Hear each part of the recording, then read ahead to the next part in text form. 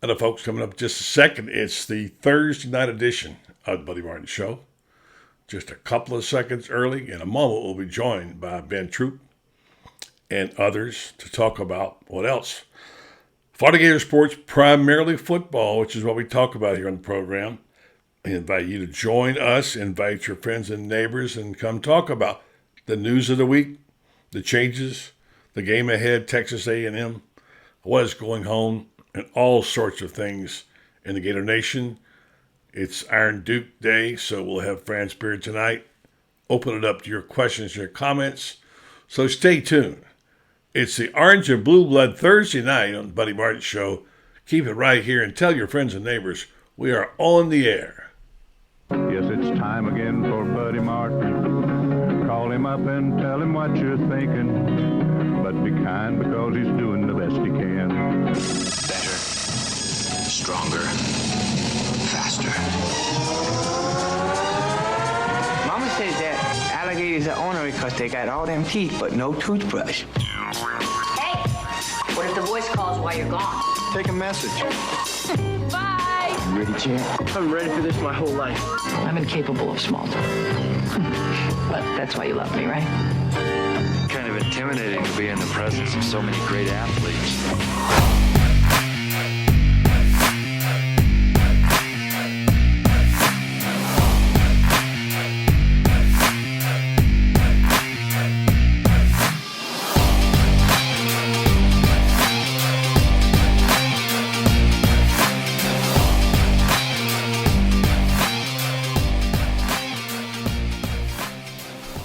Evening and welcome to the program. I'm Buddy Martin. The program airs Monday through Thursday and Sunday morning in Orange Blue Blood Sunday. The questions remain, what's going on with the Gator squad? What's going on with Billy Napier and the transfer portal? What's going on with players leaving the program? What's going on? And we're going to try to answer some of those tonight, but we can't answer them all. Because frankly, we don't know and you don't know. We'll have to find out about some of them. So more news today, if you've been following. Kamari or Kamar, depending on which version you want to believe. We call him Kamar. Will Coxon is gone. He's going to the transfer portal. I thought he left his clean out his locker, but I read today he's going to be here till the end of the season. So I'm not sure of that detail, but he is leaving the program. Billy explained it a little bit today. And as this goes into place, it's the transfer portal, gimme, a lot of stuff coming, and you see players leaving. It's by design. I wrote a column today, and I mentioned this. The transition era is full of comings and goings. And if you're going to build a program, this must be, and sometimes it's painful. You see players going that you really didn't want to see going, but you don't know the real story behind it. Bottom line is there will be quite a change. I stopped short of saying massive, but today Billy Napier talked on the press conference, actually it was yesterday, and FRANZ Beard asked him a question about balancing those numbers out between recruits and transfers, because we know he's got to be very aggressive in the transfer portal to plug those holes, especially on defense. A lot we don't know tonight yet. I saw a graphic. I meant to throw it up there with Mel Kiper's projections of quarterbacks. He has, guess who, going fourth as a fourth quarterback taken. If it's Anthony Richardson, that pretty much seals the deal if that's how it turns out. Because I don't think he can afford to stay in school if he's going to be the third or fourth quarterback taken. That's just what Kiper says. He knows his stuff, but we'll find out about that. So those are some of the things we'll talk about tonight, keeping it in balance. And I'll say good evening to you, and then we'll go hear from our sponsor. Then we'll hear from Billy Napier, and then Ben TROUPE should be joining us shortly. So Becky Smith Carlisle, you're back. You're back in the pole position again. Evening. David Baldock, dilly you, buddy. Where you been? Michael Burton, he's here pretty regularly. Dan Bond from out in Dallas. Hope you're doing well out there, Danny boy. Getting close to the gymnastics makes you very happy, I know. Deidre Young, thank you for this comment. And we welcome that. And we hope we can give you something to learn about. Not necessarily from this idiot, but people we have on who are knowledgeable, like Ben Troop and Franz and others. But yeah, we like that. We like to help educate ourselves. And if we can educate you, that's great. We try. Thank you for that comment, Deidre. I hope you'll come back and continue. Keep us honest, too, by the way. Cliff Neal, good to see you back tonight. Jennifer Lay, there she is. She gets the Loyalty Award of the Year. She's been with us a long time, and she loves her Gators. Good to have someone upbeat. Look at here. My goodness, Nat Blaylock is back. Holy mackerel. Nat Blaylock's on, folks. Tell your neighbors, Nat's on tonight. The mayor of Alachua back. Where you been, man? Yeah. Sissy Long. Here's one of my favorites from Euro Beach. Sissy Long, great to hear from you. Thank you for all your support. Man, she leads the world in giving stars to the program, and she's a Lowell Gator. Matt Beckham, yelly to you, Nat Blaylock, of course. I said, okay, let's see who else is on here. G. Lee. Wow. Buddy, the best in the business. Thank you, G. Appreciate that. Michael Albaseth. Happy Thursday to you. And et cetera, et cetera. So that's the gang checking in. Thank you for that. Stand by. Ben will be here momentarily. We'll get him to preach for us tonight. Let's go in and see what we got to talk about with our friends over at Meldon Law. He likes to talk about the Great Southern Music Hall. Jeffrey Meldon's here, and there's something called the Great Southern Music Hall. I've always wanted to know more about it. I hear there's a place we can go and find out now, Jeffrey. Yes, we opened up an exhibit that's a retrospective of the Great Southern Music Hall from the years 1974 to 1978. Myself and Jim Forsman founded the Great Southern Music Hall, which was in the former Florida Theater building in Gainesville, right on University Avenue. And during those 4.5 years, we had an incredible lineup of huge acts. Certainly, Ray Charles, Steve Martin, Ike and Tina Turner, to name a few, are all celebrated at this exhibit that was centered around the photographs of John Moran, who's a famous photographer from Gainesville, known all over the country for his incredible outdoor work. In 1974, I gave John his first job as the house photographer at the Great Southern Music Hall, and the rest is history.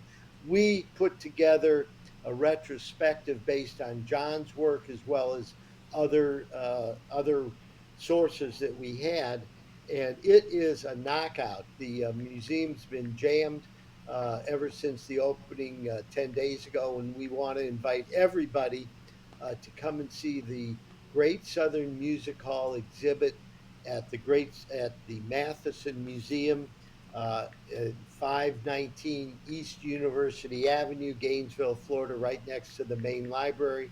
And I promise you it'll be a blast.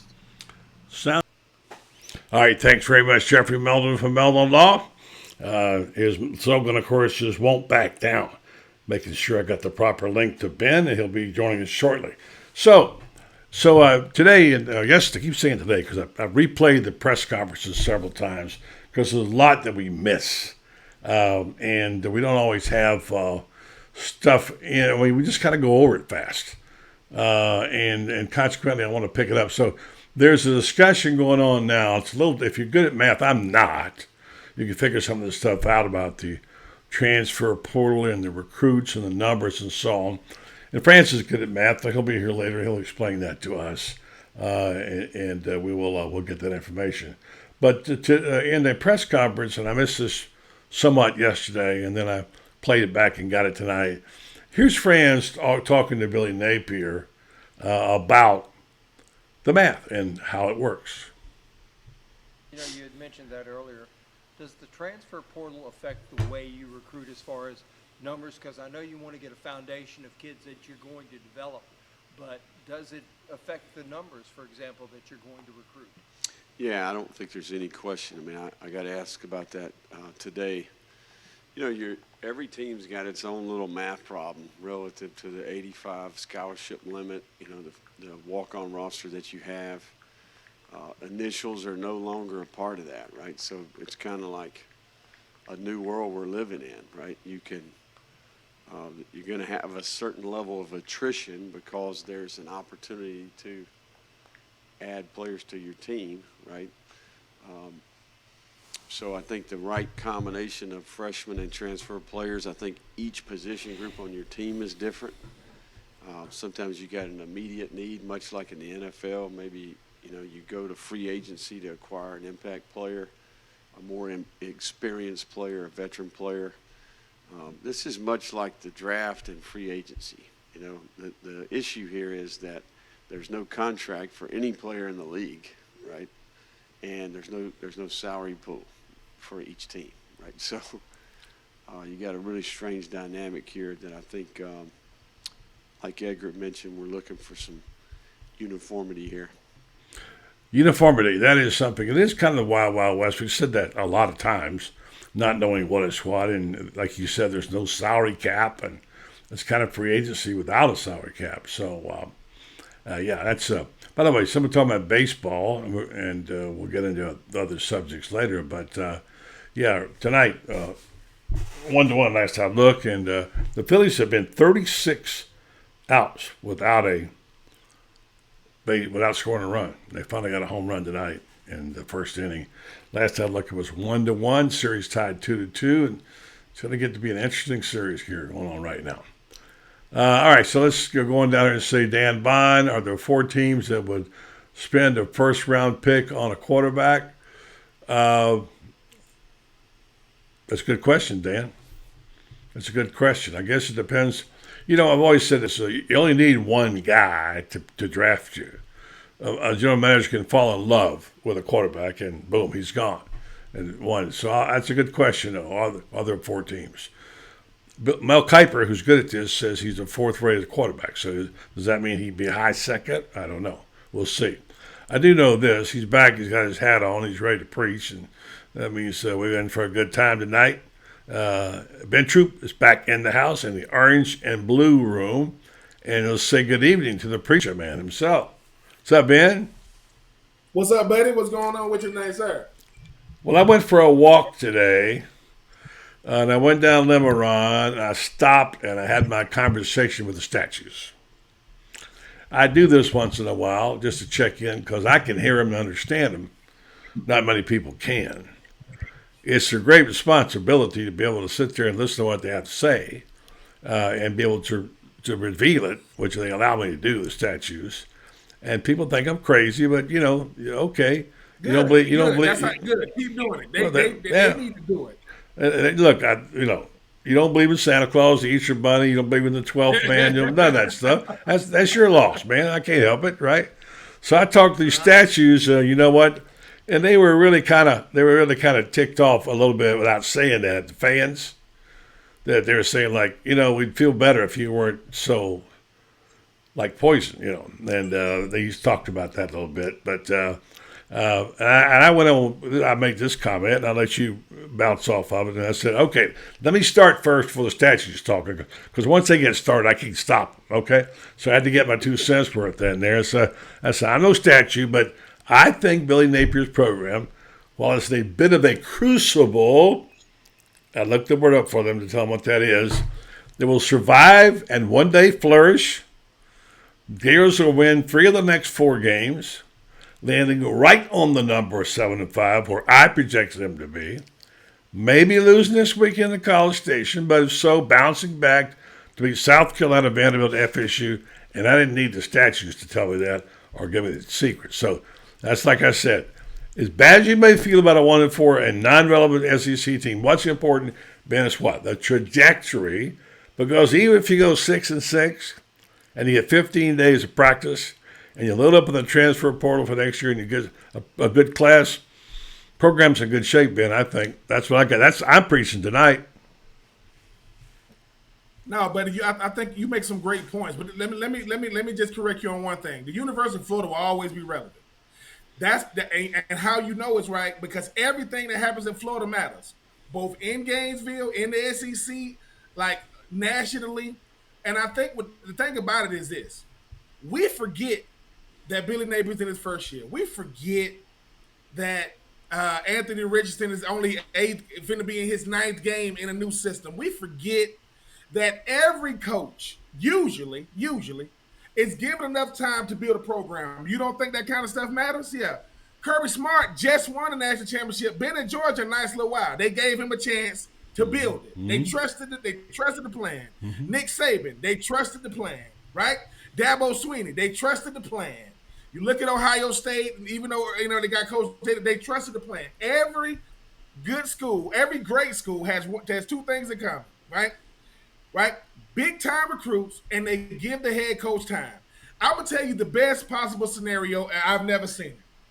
I don't know if it's John or Jim. John Harbaugh, the head coach of Michigan, finally won the Big Ten last year. That's the first time he's beat Ohio State since he's been in Michigan, right? Because they gave him time. I think the thing about Billy Napier is he said, hey, man, it's going to take time. We're going to get the guys in here. We're going to change the culture. Because, buddy, harder than winning games is changing the culture. I don't think people understand how hard that is.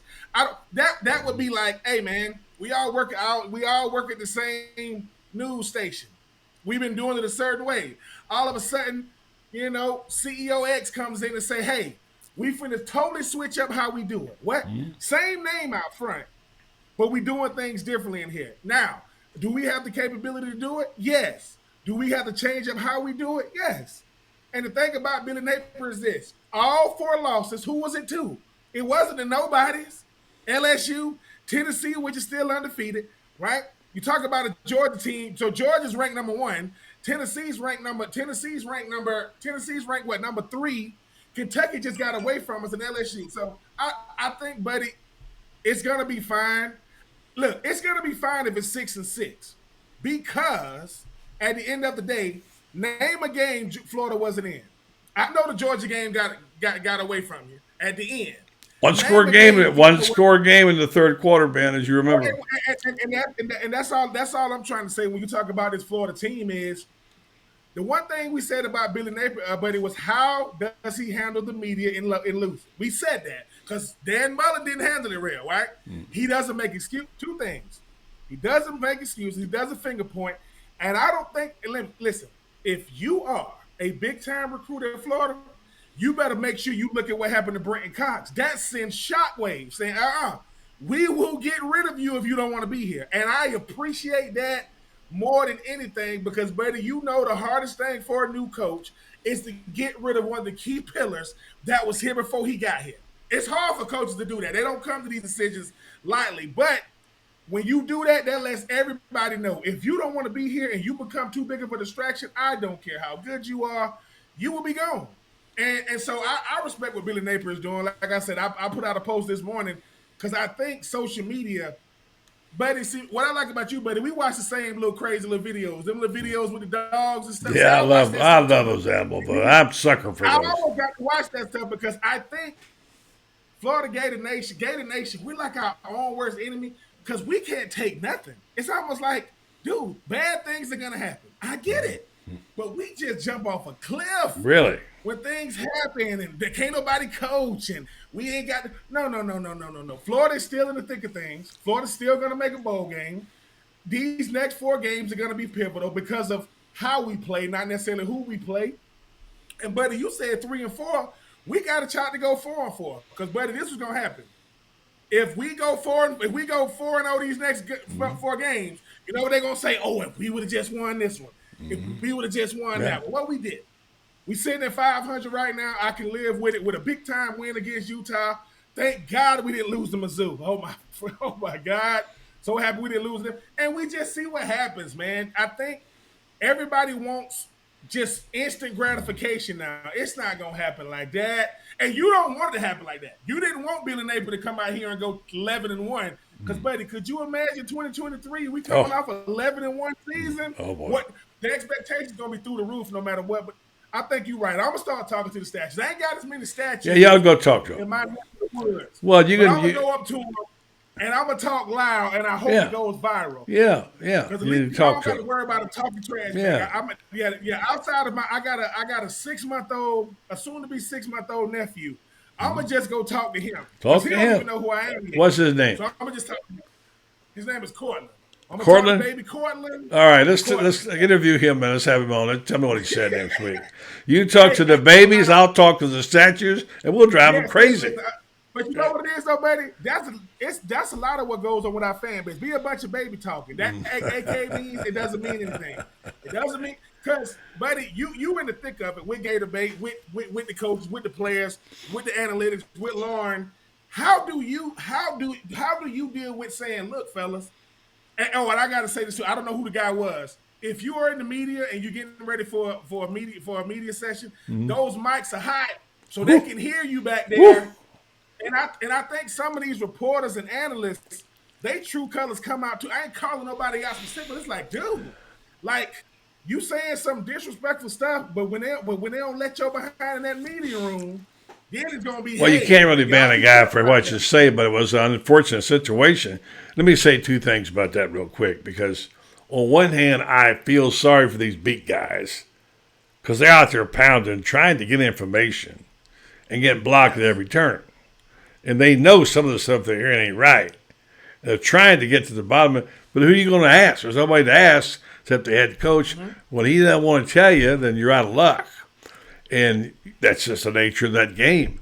But the thing about it is, when you've been rebuffed a number of times and you know there's more to the story, you can't get it out, you get frustrated. I'm not going to defend anybody and anything they do. I've had, I've had my nose whacked off a bunch of times. Okay. No. I've learned this being in the media. Mm-hmm. If you're a beat writer for Florida, you're not here to be in the good graces of Billy Napier. Find out what's going on. Nobody. It's your job to report the news, to report it. Now, this is the thing, though. Once you're reporting and your feelings start getting intertwined, that's when you get yourself in trouble. Well, because that's true. The thing is, the person who's supposed to be the most objective, the most down the middle is beat writers. Y'all supposed to be, because y'all get exclusivity like nobody else. And I get it. I get it. Sometimes the biggest prima donna in sports are the coaches. And they know it. We know it. I get it. There's a lot of stress. But once you make, buddy, you know this too, better than anybody. Once we make it personal, that's when you got to defend your own actions. It's dangerous. Because every time you put out a story, you are representing yourself and your publication and who you work for. So I do know it's frustrating, but I'm not excusing it. I'm not saying it's okay. I'm just telling you that's how it is. Well, buddy, like I said, if I'm in there doing, if I'm in there trying to get a quote, and I make it personal, that's a reflection of my network. They saying, hey, man, you speaking on behalf of us if you in that room. That's why you got to say your name, who you represent. But like I said, we all frustrated sometimes, but I think the beat writers, y'all are the direct lifeline between the players, coaches, and the fans. They're the conduit. They're the conduit, but the fans, and you're right. Now, let me say one thing to you, Ben, here. I want you to help me with some math there, all right? How many games Florida lost? 4. Okay. Tell me who they lost to. One at a time. They lost to LSU. Hold on. Okay. Where's LSU? Where's LSU? Where's LSU? No, that's okay. LSU. Where are they ranked? I think they ranked in the top. Are they ranked in the top 25? 10. The College Football Committee. 10. Who else they lost to? Who else? They lost to Tennessee. I think they ranked hang 2 on. or 3. They're number 1. Oh, Tennessee. I'm sorry. Tennessee's jumped to number 1. So they lost to the 10th ranked team. Right. They lost to Georgia. Where are they ranked? Number 2. Georgia, I think, is 3, but anyway, they'll find out this weekend. Well, okay, so two top 3 teams Florida's lost to. And I believe they lost to Utah when Utah was 7. They lost to Utah. Yeah. I mean, they beat Utah. I'm sorry. sorry. They beat Utah.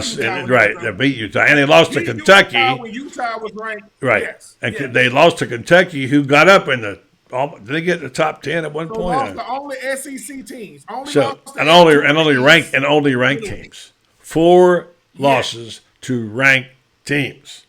And 3 of them in the top 10.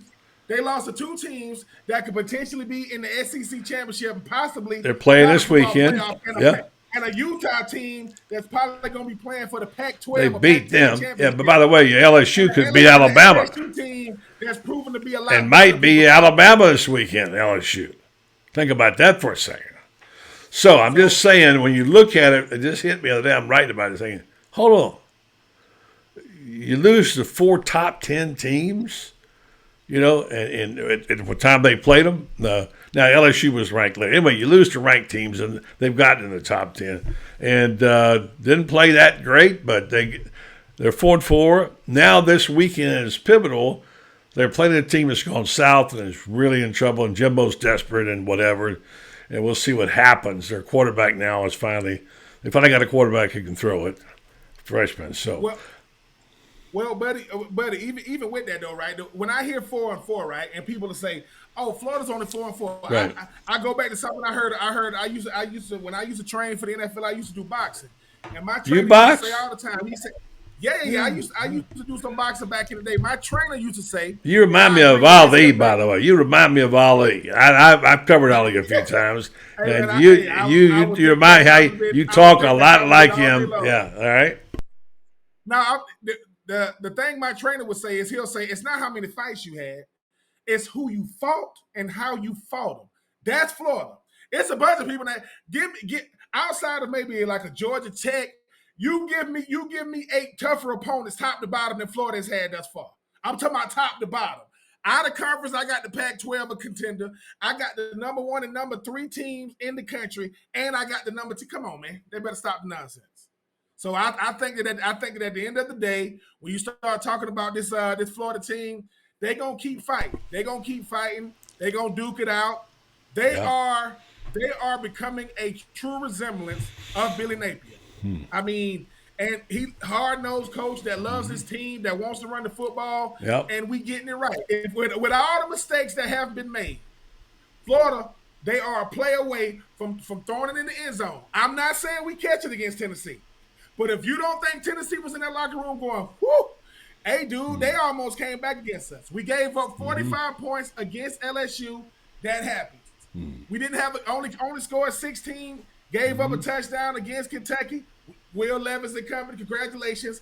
And when it was 28-20 against Georgia, I want you to look at the fear in that Georgia sideline. They like, dude, what in the world just happened? So all I'm saying is, yes, you lost the game. Congratulations to those teams.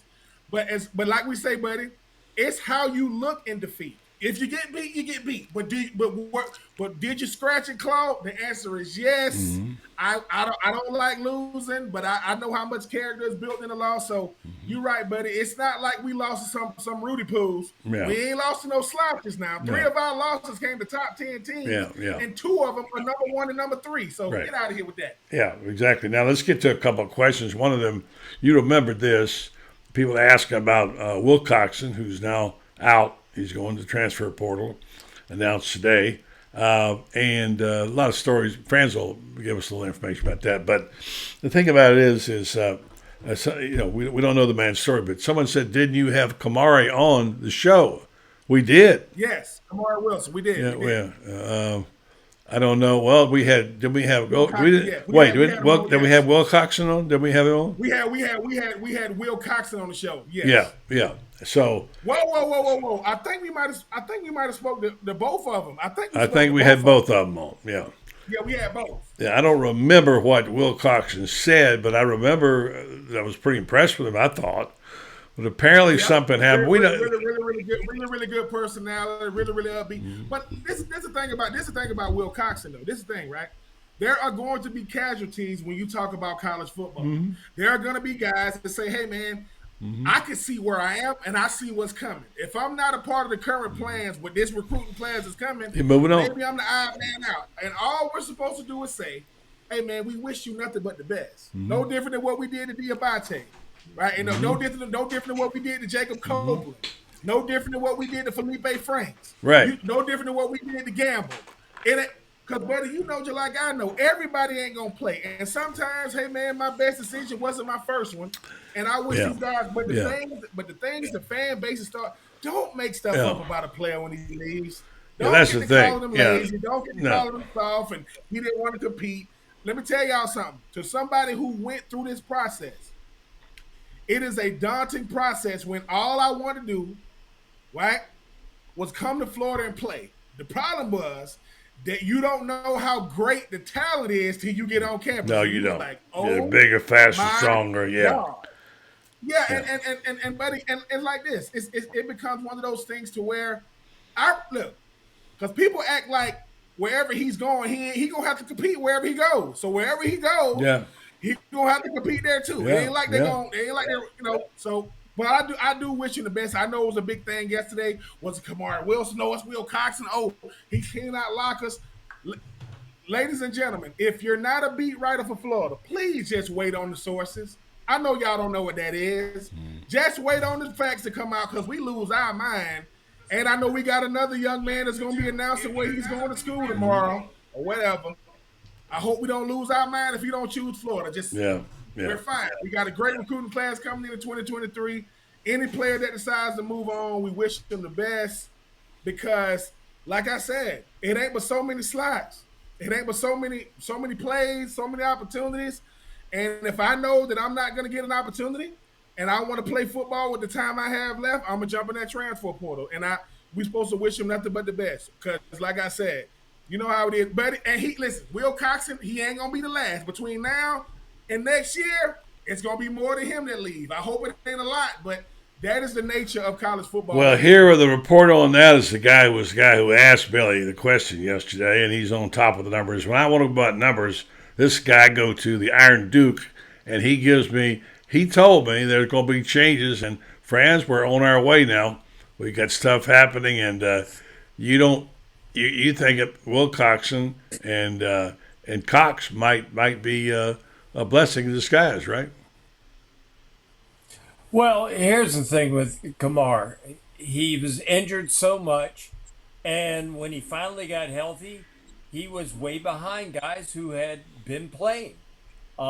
Kid wants to play. I don't blame him for going. There are things I've heard about what happened with Brenton Cox. I don't want to get into, private stuff I've heard, but let's just say there was a mutual parting of the ways. Let's just leave it at that. Came time, and coaches have to do what's best for the overall health of the program. You want to do what's best for the kid, but you got to remember something. You've got 84 others on scholarship who you are responsible for. And in the case of Florida with the walk-ons, you got 35 walk-ons as well. So you're responsible for all these people, and you got to make the move that is the best in the best interest of the entire team. So Brenton Cox is no longer with the team. Kamar Wilcoxon, like I said, he's doing what he believes is best for him, which is he's behind people. He wants to transfer. He's not going to play the rest of this year. He wants to transfer. Fine. Finish up. He's going to leave here with a college degree from the University of Florida. That says a lot right there. And he'll still have 2 years of eligibility remaining. So we wish him the best. But here's the thing, and folks need to get used to this. There's going to be at least 35 kids on this team who are there right now who won't be on this team next 35, year. huh? 30. I heard you say that. 35, yeah. That's well, you got to understand this, buddy. In 2018, Billy Napier's first year at Louisiana, he went 7-7. The next year, he goes 10-3. On that 10-3 roster, there are 39 people who were on the year before who are no longer on that roster and who could have been back. I'm talking about guys that graduated. I'm talking about guys that could have been back who were not. This is one of the hard realities of college football the way we have it right now. Coaches don't have 5 years. Used to be a coach would get 5 years and he'd get, a 5-year contract.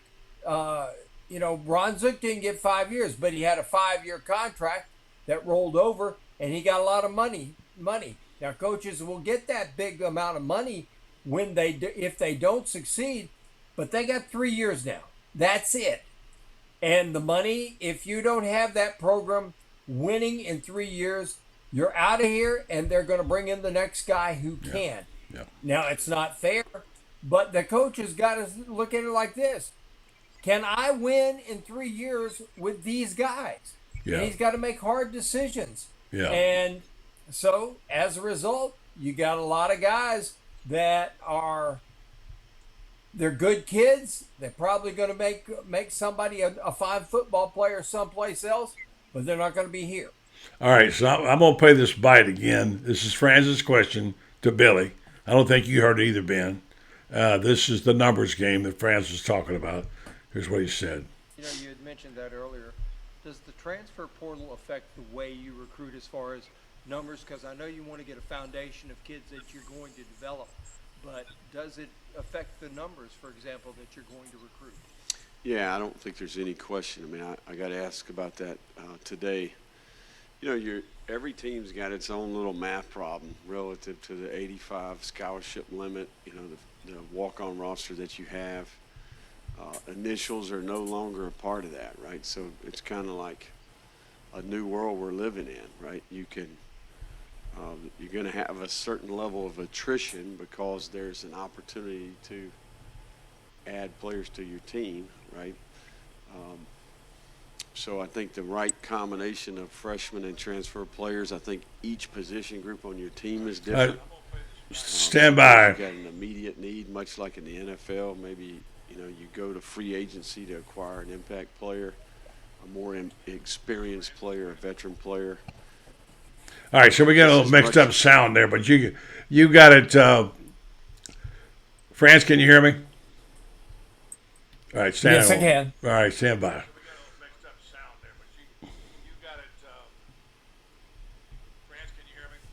All right.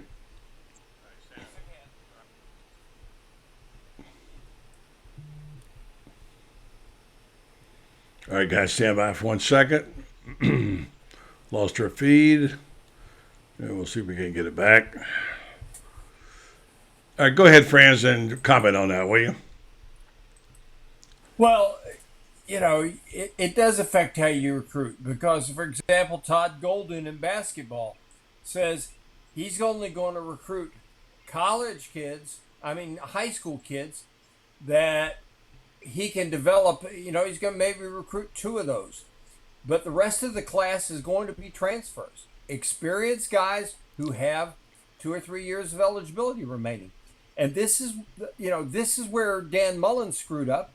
Dan Mullen, for example, took 3 defensive tackles in 2021. Tyrone Truesdale and Daquan Newkirk, both from Auburn, and Antonio Shelton Valentino from Penn State. Now, here's where the problem was. They only had 1 year of eligibility. They were one and dones. If you're going to take a transfer in, you got to take unless that kid is an absolute stud that you know is not only going to be a starter and a star, but he's going to have draft ability. You cannot take that kid. Yeah. You got to take kids that have 2 or 3 years of eligibility. It's a numbers game. Let's be honest. Ben, you've been caught up in the numbers game. At the NFL, there's no bigger numbers game than the NFL. You may be a hell of a player, but maybe you can't find a spot on the roster. Somebody's got to go. And now it's kind of like that, as Franz was saying, and Billy said, it's kind of like that in college ball now. You know, you have to know who's on your roster, don't you? You do, and people hear the number 85, and that's how many scholarships most Division I schools can have. But the number you need to focus on is 44. That means your starters on offensive defense as well as your backups on offensive defense, because those are the guys that's going to play.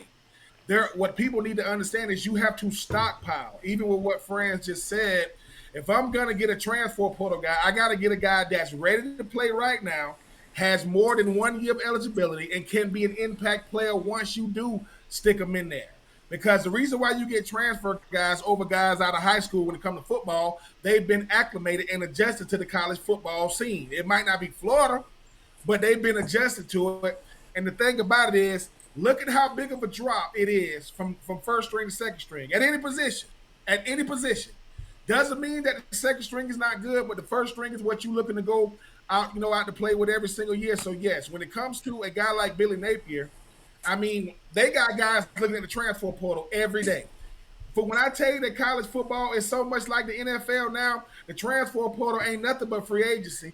That's all it is. The only difference is you don't supposed to pay guys. But I'm just saying, when you look at what you're trying to build your roster in a way to where there is no drop off.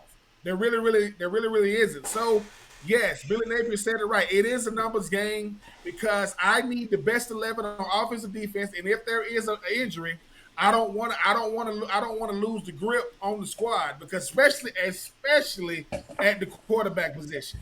When you got good quarterbacks, a solid number one and a solid 1B, you good. But that's college football as a whole. Is Billy Napier know I can't keep them all.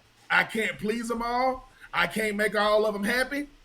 He's gonna do his best to put the best 11 out there on the field and nurture and and try to spoil the guys that's not out there, because you got to be able to retain talent. We are, talent retention business. We got to go out there and get them in a big way. And Franz know this too. All those guys you seeing Gator chopping for 2023, if they don't play quick, they're gonna be out. The ones that leave the quickest are the ones that's coming out now. If they don't play early, those guys will be out of here much quicker than the guys that's been in college for 2 or 3 years. Yeah, Franz, and I think that's what Billy's talking about. So we have free agents, and that's it. So let's talk about the changes in the roster. Franz, you've told me you think it's a good thing. At the beginning, you wrote and said today, it's the beginning of what the transitional period is going to be, and what we're going to, as he reshapes his team. And when you put that number down, 35 to 40, that's a bunch of change. I guess that'd be like what, 40, over 40, about 45% of your roster. That's almost a two deep. That's almost a two deep that you're going to get, that you're going to be slicing off. But basic numbers. Right now, he's got 70. Counting the kids who are going to graduate, that'll be 78. 22 committed recruits. That's 100. He's going to get 6 to 8 more. So, okay, he's going to be at, say, 20, let's say 26. Let's just say he'll be at 28, which would make him at 106. Okay, he's 21 over the limit right there. Then you take into transfers, probably going to be 15 or more. You got to remember, he's buddies with Lane Kiffin. He's buddies with Mel Tucker, and look what they have done through the transfer portal. A lot there, yeah. You know what that means? Guys have got to go. Now, I will say this. Probably 10 or 15 of these guys are going to be guys who graduated. Okay? They've got their degree. They're moving on. For example, Kamar Wilcoxon. We're looking at him as one of these guys moving on. He's going to leave here with a degree. Josh Braun, leaving here with a degree. Marco Ortiz, leaving here with a degree. It's not like they're leaving empty-handed. Now, I hope all three of them are going to wind up with a good place to play ball in the future. But even if they don't, they've got a college degree from one of the best universities in the entire country. It's not like they're being thrown out onto the curb with nothing to fall back on. So, yeah, 35 is a crazy number is what I'm seeing here on the screen. But it happens, and it happens everywhere. And it's not just kids that you're going to come in there and look face to face and say, you can't play here. You got kids who realize they can't play here, and they're going to say, I want to play, so I got to go. And they're going to make that decision on their own, and they're going to walk into Billy Napier's office and say, Coach, I love you, and I love Florida, but I want to play football, and I can't play football here. All right, so there's attrition. There's attrition there. There's attrition this way. This is Mel Kiper's big board I saw today. Look at the names on the quarterbacks. See anybody you recognize? Can you read it? Yeah. And I think that's good. I'm going to be willing to bet you that Anthony Richardson does go. And the reason I'm going to bet you that he's going to go isn't it because he can't benefit from a year here. He would benefit from another year here. But careers are short. It only takes one injury. Ben, how many guys did you see when you were in the NFL that had promising careers and all of a sudden they're one injury away and they're done. Their future is gone. And so if the money's there and you got a chance to set up your family for the rest of your life by going out, you take that chance. What do you think, Ben? Do you think he belongs to be ranked above Bryce Young? I mean, right below. I'm sorry, above Hendon Hooker. I'm sorry. I think. Yes and no. Hooker. Because the thing that Anthony Richardson is going to benefit from is upside, and what the college ranks look at it. They look at the system, they look at the guys around him, and they look at is he in the right system for him. And his measurables are going to be crazy, and he's coming to the NFL to where they want a quarterback like him. It's not like they look at it. Listen, he's benefited from the Dax, the Lamar. He's benefited from the Josh Allens of the world, the big guys that got big arms that can run. And the thing about it, though, it's like with a guy like Anthony Richardson. Another reason why he might go to Franz is I don't think that there's pressure, and then there's a starting quarterback in Florida pressure. It's going up every single week, no matter what happens. We know that he would benefit from another full year. But right now, because there is Hendon Hooker, because there's Will Levis and Bryce Young and Stetson Bennett and all these other quarterbacks, he doesn't get as much scrutiny as he could. When all those guys, you talk about leaving for all those guys gone. I want to say Stetson Bennett and Hendon Hooker like 25, 24 years old. Those boys that much older than Anthony Richardson. So Hendon Hooker will be 25 years old in January. Hold on a second. Yeah, so I think with a guy like Anthony Richardson, buddy, it's the upside they're looking at. Like they'll say, despite how he's played, these are his numbers. Compared to if he was another year in the system, how would his numbers look? But let's face it, the quarterback position, they're gonna reach on those guys more than anybody you ever seen. I like Will Levis, but I do not see what everybody sees. I like him, but I do not see what all these. But what happens is you got a team like the Panthers, right? The Panthers got Sam Darnold and Baker Mayfield, the number 1 and number 3 overall pick in 2018, and they both backing up. So the quarterback position is what every team is just, going crazy for. And a guy like Anthony Richardson, them offensive coordinators say, bro, if I can get a dude like that and I put some guys around him, of course they want him. I will see. Florida's going to have one of the most interesting offseasons we've had in a long time because of the turnover, but everybody going to be seeing what number 15 is going to do. He going to keep us all on skates. That's why I hope, Darren Heitner and them boys get him as much NIL money as he can get, because the more money he gets, that gives him a better chance of coming back. But with Mel Kiper and Todd McShay and RG3, everybody that got a freaking big board, they're going to have Anthony Richardson up there. I mean, they're going to put that dude up there. They got him above Hendon Hooker. Yeah, I mean, so that can show you how crazy they're going over here. Which I don't agree with. Franz was saying that the Hooker turned 25, I believe, and I think January 13th. He turns 25. And Stetson Bennett too, right? I think he's 25. Stetson Bennett is 25. Yeah, so there you go. Yeah, so Anthony's 21, won't be 22 until May.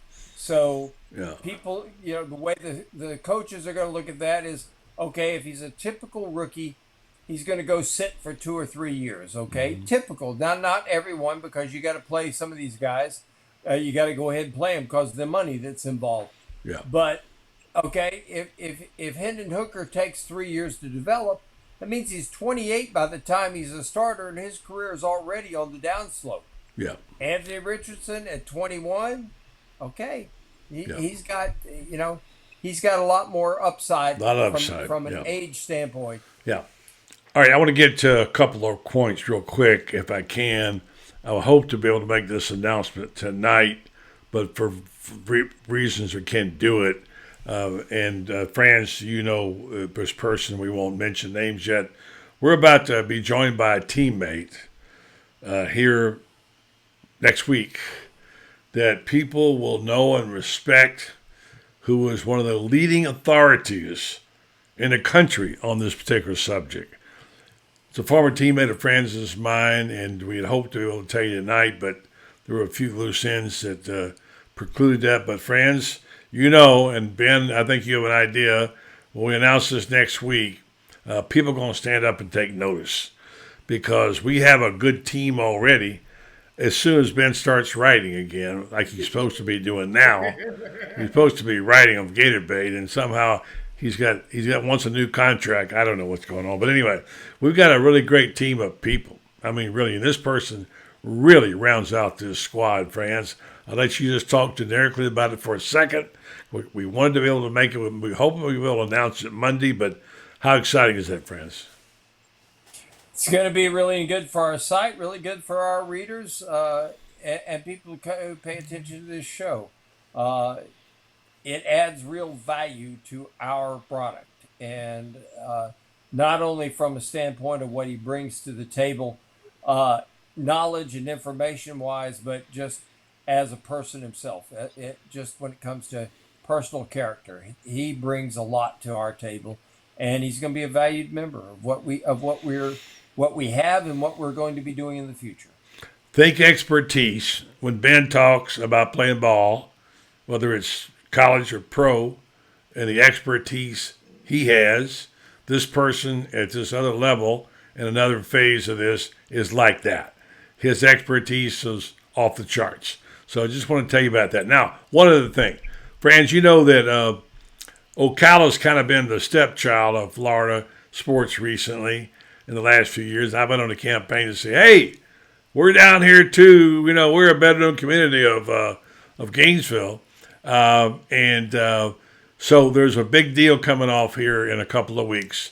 I want to bring Loren in to talk about it too. But Scott Strickland's coming here to Ocala on the 15th of November for Orange and Blue Plate Luncheon. Ocala Quarterback Club is behind it, but it's going to be held at the World Equestrian Center. Anybody who would like to know more about it can DM me. The woman at the University of Florida handling this is named Susan Crowley. I have her email, and you can buy tickets, I think, right up to it to next week. It's $35 a plate. I presume, Franz, you'll be there. I'll buy the lunch. You're a good presumer. And I bought a couple of tickets already. And I wish Ben could come down, but obviously he lives a long way away. So I'm glad to see University of Florida, Ben, paying a little respect to Ocala, where, by the way, East Florida Seminary was the early version of University of Florida. A lot of deep roots here, a lot of great Gators. I'm glad to see they're coming down. So welcome. We'll welcome the athletic director, and this guy probably will be here too. He'll be here because he has to tell Scott Strickland how you ought to be coaching, because he tells everybody else how to coach. And this guy right here. How you guys doing? What's up, my man? What's happening? The Polar Bears representing. Yes, sir. Yes, sir. I'm going to get that off your face in just a second. Okay, go ahead. Tell us a little bit about what you know and what you've heard about, the transfers and the situation with Will Coxon and what the word on the street is, and what you can share with us. Well, I think word on the street is the writing's on the wall. I think what France has talked about in so many instances is, guys are starting to realize that, the playing time is going to get the opportunity for playing time is going to get thinner. And, the opportunity now to strike while the iron's hot, for lack of a better term.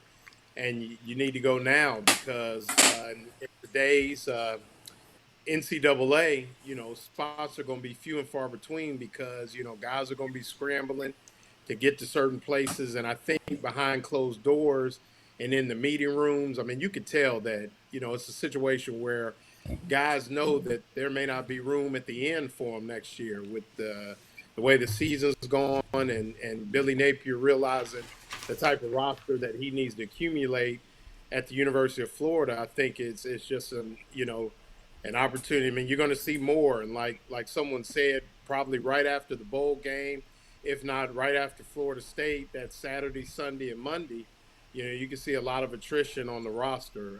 And like I said, Will Coxon, but somebody who reclassified coming out of IMG, I think had a lot of promise, but really could never get healthy and just seemed to get lost in the shuffle.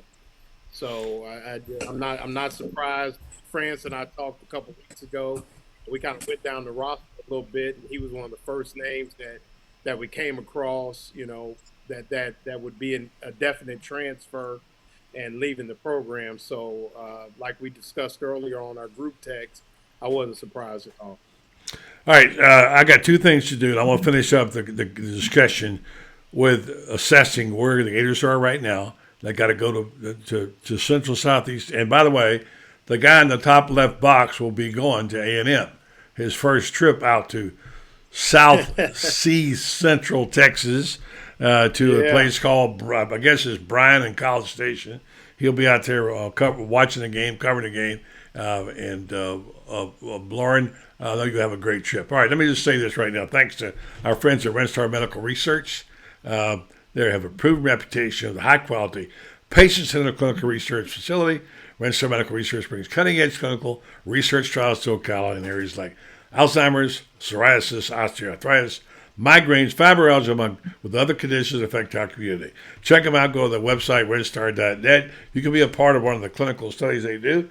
Renstar Medical Research, seeking tomorrow's answers to the health questions of today. Now here's Jeff Cardozo with a quick word about Titan MRI. Things have certainly got a little out of hand lately when it comes to just buying our everyday necessities. Just look at gas, streaming services, and heck, even chicken wings. Well, there is one necessity that shouldn't cost a ton: taking care of yourself and helping fix all the aches and pains in life. And the fine folks at Titan MRI agree. With costs a fraction of what you'd pay at a hospital, you'll not only save money, you'll be taken care of by staff with over 20 years experience. So when you need an MRI, call Titan first, and you can go where your doctors send their families. Now offering CAT scans. All right, thanks very much. All right, let's take it around the horn. We'll start with, let's see, who wants to go first on what's ahead Saturday, quick summary, and where this team can go and should go in the remaining 4 games. Who wants to go first? Somebody, don't be bashful. What we got? We got Kyle Field. What we got? Kyle Field on Saturday. Oh God, I know Loren's gonna be there. Woo! I just do that. Is the true freshman plan? Is the true freshman plan? Yeah. Look, we just need some good news at this point. With everything, we've had a long week. I mean, does Kyrie play for Florida? Because good luck, it feels like it. My goodness, Jesus Christ! I just want Florida to go out there and look, put their best foot forward. I know it's hard for some of these young people to kind of just hone in, but let's keep Jimbo Fisher in misery. Let's not let him gain his mojo back against us. Look, he's 3-5. Let's let him go to 3-6. That ain't our problem. Let's get some. Let's just go out there, take advantage of this young quarterback, make some more strides with Anthony Richardson, and try to listen. It's gonna be ugly, but let's get a win, man. Let's get an ugly win in College Station, the 12th man, whatever they got up there. But I just and Loren, be careful, because them Texas, man, you'll get lost in there. There's a gazillion of them. But I think we got a good shot. I think Brenton Cox, I get it, that situation. But you got to find a way to move forward, man. Those guys understand treat it like an injury and move forward. And hopefully Billy Napier, man, can get him a big win on the road, man. Because like I say, Texas A&M ain't the team that we thought they were going to be this year, but they are still a quality win nonetheless. All right, thank you, man. We let you call it tonight. We're having trouble with your audio. Let's go over here to Loren. Can you hear us okay? Yes, sir. All right, go ahead. I can hear you. I want to give a shout out to the Ohio Northern Polar Bears from the OAC. That's the SEC of Division III football. I think that Florida is in a position. I wrote earlier that the opportunity to go 8-4 is an expectation for Florida.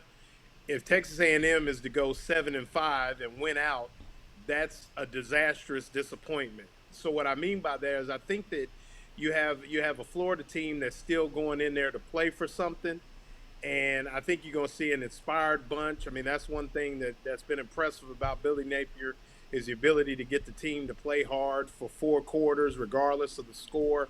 And I think if Florida can go in and move the football at a consistent clip against a defense, particularly that struggled against the run, I think they have an opportunity. And I think, I talked about it earlier this week.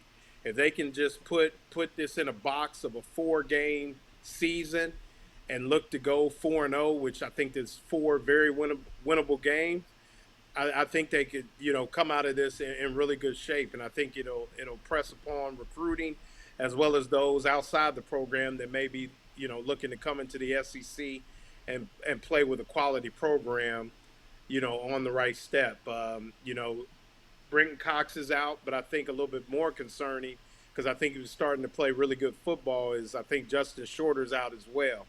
So, a little concerning, but I think, it's going to be a situation where Florida can come in, get out the gate, and, keep kind of everything in front of them as far as A-Chain is concerned. I think Florida's on the right track to go 4-0 and close out the season on a good note. All right, good job. I'll let you go, and you got to have safe travels this weekend. And Franz, thank you, Loren. Talk about you were at the press conference. Actually, Napier addressed the Shorter problem, and he also addressed the zipper problem, which I didn't hear the first time, saying he was not necessarily out for the season. He would be available this week. So update us there, then take us out with whatever your comments are going to be on what you see happening in College Station and where do they go from here. For some reason, hold on, Franz. All right, go.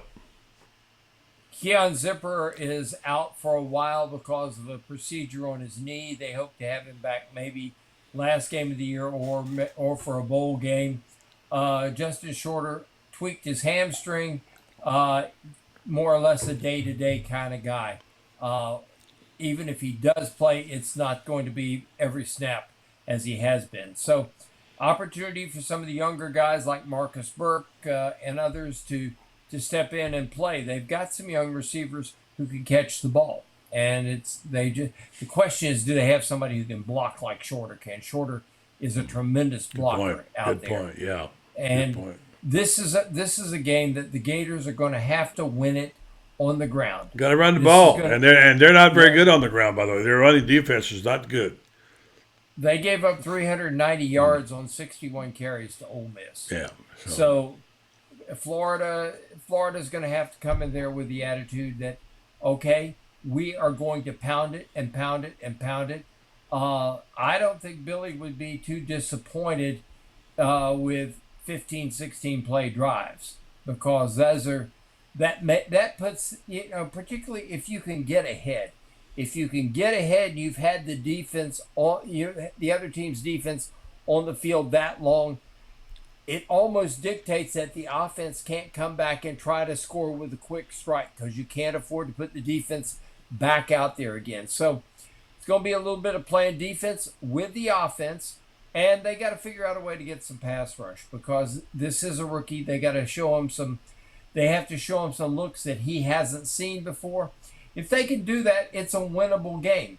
But the key to me is they got to get ahead early. Florida has had to come from behind in all 4 losses. And I don't think the Gators are necessarily a great come-from-behind team. You waste a lot of gas trying to come from behind. Get ahead, hold the lead, make the other team waste the gas. By the way, hope they win it. Sorry, go ahead. I said I hope they win it. I think they can win it. And if they play well on the defensive side, you got to remember something, buddy. I'll throw this out there. I've used it already before. Georgia only had 172 yards on the 61 non-chunk plays. Get the chunk plays out of there, and all of a sudden the defense looks a whole lot better. Okay. Well, the big question is, will our Texas correspondent show up out there, Dan Bond, who's always in everything around A&M or whatever. So let's see if he shows up, and we'll be there with Loren, who will be at the game, and we'll be reporting to you from our living rooms, but watching. And by the way, excellent magazine coming out tomorrow. You won't want to miss it. Good stuff coming, and excited about what our news is to announce next week. And Francis, you keep up the great work, my friend, okay? Well, I appreciate that. And let's face it, it's going to be a fun Saturday. You got the Gators at noon. You got Georgia and Tennessee at 3:30, and you got Alabama and LSU at 7:30. My goodness, that's some football right there. I like that schedule. I take that, yeah. I like it. I like Tennessee and Alabama. And I like the Gators. I'm going to go opposite. I'm going to go Georgia, LSU. How you like that? Well, stuff can happen. It's called football. There you go. So it could happen. But I've said all along, this is the Nick Saban revenge tour, and I think that he's finally got his team together. I think they're going to play very, very well. Dan Vaughn said, yeah, I'm sorry, go ahead. Going to be very interesting to see what a Will Muschamp defense can do with that offense. He is as creative a defensive coordinator as there is in the business, and I think that's going to be kind of a fun matchup to see how it's going to be a chess game. It's going to be a chess match between Josh Heupel and Will Muschamp. He's going to need it. He's going to need it. I tell you what, that offense is really, really, really good. All right, Francis, you take care, my friend. Don't forget to read Franz tomorrow morning. Always, he's like the morning with your morning coffee. Franz Beer Thoughts of the Day. He rounds out the season. Have a good weekend, Francis. I'll talk to you. Take care. Bye-bye. All right, the Great Iron Duke, and I want to thank once again our sponsors tonight and our guests and all of you for supporting the program, and especially for supporting Gatorbait. Boy, you guys have been awesome. Congratulations to Brendan Martin, our president and leader, who's done a really great job of fixing some of the things that are broken. If you have an issue with Gatorbait, have patience. We're getting to you. One by one, and it takes about 10 people, and Brendan's doing it by himself. So great job, Brendan. Thank you to all of our sponsors and all our friends and all our listeners. Have a great weekend. We'll see Orange and Blue Blood Sunday with Ben and Loren. Loren will be coming to you from out in Texas. Good night, folks.